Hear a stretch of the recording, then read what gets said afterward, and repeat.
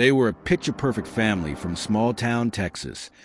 2 devoted parents, 2 bright-eyed little boys, and a dream vacation to the Alaskan wilderness. But what was supposed to be a joyful escape turned into a haunting disappearance that would grip 2 states, spark a massive ocean search, and leave a town praying for a miracle. For months, no one knew where they went. No wreckage, no remains, just silence, until the ocean finally gave up its secret. This is the chilling, true story of the vanishing of the Maynard family. A vacation turns tragic in Alaska. If you're drawn to real stories filled with mystery, heartbreak, and the pursuit of truth, hit that subscribe button. This case will stay with you long after the final word. The ocean was calm that morning. A gentle fog hovered just above the water, and the mountains of southern Alaska stood like silent watchers over Kachemak Bay. It was supposed to be a dream, a once-in-a-lifetime trip for the Maynard family from Troy, Texas. David and Mary Maynard had spent months planning this vacation with their sons, 11-year-old Colton and 7-year-old Brantley. The idea was simple: breathe in the wilderness, go fishing with relatives, make memories that would last forever. Instead, the ocean swallowed their story whole. The Maynards weren't alone that day. They joined Mary's cousin Weston Gilmore, his partner Leah Perkovich, and the couple's 2 young children aboard a 28-foot aluminum boat for what should have been a serene fishing excursion. It was the kind of day where laughter bounced off the waves. The kids were giggling, the adults chatting, and the boat gently cutting through the water. Then something changed. David Maynard noticed it first. Water was pooling at the back of the deck, near a drain hole. He called out to Weston. Alarmed, Weston tried starting the boat's twin outboard motors. Nothing. The engines were dead. As the water rose faster than they could bail it out, panic crept into the boat like a tide. Leah Perkovich would later testify to the terrifying speed of it all. It was maybe 10 minutes from us having fun to the boat rolling over. Chaos erupted. Weston and Aaliyah scrambled to deploy a small dinghy, managing to place their children inside. Aaliyah shouted instructions. David helped grab life jackets. Mary, calm under pressure, buckled hers and handed the emergency radio to Aaliyah just before the boat began to tip. Then, with a monstrous groan and a sudden lurch, it capsized and began sinking into the frigid sea. Aaliyah remembered looking back. She saw Mary one last time, slipping below the surface. Back on land, the Coast Guard was notified, and a massive search was launched across Kachemak Bay. Planes, helicopters, and cutters scanned the ocean. Civilian boats joined the effort, as did the Alaska Wildlife Troopers. For 24 frantic hours, the teams combed the water, hoping to find survivors or debris.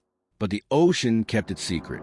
With no sign of the boat or the Maynard family, and given the freezing temperatures and swift currents, the Coast Guard made a gut-wrenching call. They suspended the search. The families back in Texas, still reeling, were left without answers. Their worst fears, that all 4 had drowned, hung like a shadow. But David's mother refused to give up hope. Back in Troy, the Maynard family story shattered the heart of the community. Mary, a traveling nurse, had been known for her compassion and warmth. David, a devoted father who ran a lawn care business, was the backbone of his boys' lives. Colton and Brantley were inseparable, full of energy, and known for their bright, curious spirits. Vigils were held. Candlelight flickered as neighbors wept together. A GoFundMe page to support the family raised over $21,000, while social media lit up with prayers and tributes. Then, just before Christmas, a small team in Troy decided to do the unthinkable. They took the search into their own hands. Team Texas K9S, a nonprofit cadaver dog unit led by local volunteers, packed up and headed to Alaska. Armed with HOPE sonar and specially trained dogs capable of detecting human remains from boats, they scoured Kachemak Bay. But months passed. The sea remained silent. In April 2025, nearly 9 months after the disappearance, 3 private Alaskan companies joined the effort. Support vessels of Alaska, Vision Subsea, and Benthic Geoscience Incorporated. They brought with them sophisticated sonar and remotely operated vehicles, ROVs. It didn't take long. The sonar lit up. There, 180 feet beneath the ocean's surface, was a Maynard family's boat. ROVs dove in.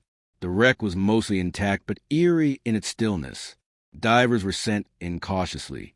Inside the vessel, they made the heartbreaking discovery: 3 sets of human remains, preserved by the icy depths. They had been there the whole time, trapped in the dark.